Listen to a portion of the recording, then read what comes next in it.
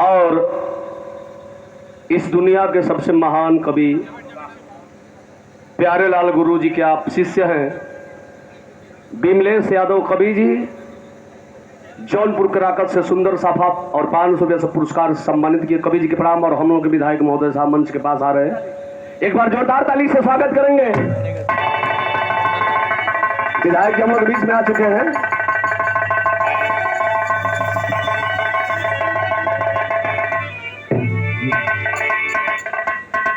हमारे सौभाग्य बा सबसे पछली लाइन में हम हैं, और वो मीरा जी का देन बा कि विधायक जी से दर्शनों करा दिली और टूटी फूटी शब्द में जो हम कुछ गावत हुई उस आप सुनत भी हुए।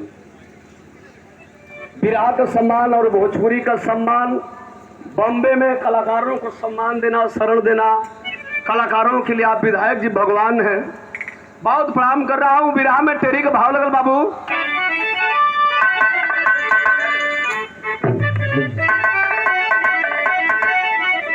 अरे चक्कर में आल्हा उदल पड़ गए, अरे चक्कर में आल्हा उदल पड़ गए, अरे सोनवा गायब लखला लाल हुआ कंचन।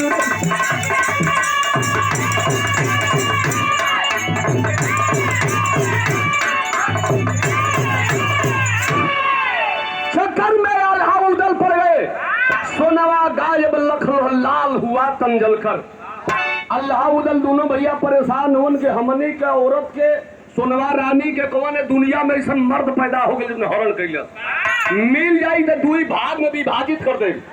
अल्लाह गरम हुआ उदल भाई कहला कि भैया अगर महिला से हर काम ना फरियाला, एगो काम करा भैया कि तू सड़क सड़क खोज आ हमके आदेश दे दो, हम सबकी घर घर में घुस के खोजी। भौजी के कोनो ले गई हुई तो घर में रखले हुई, सड़क पर ना रखले हुई।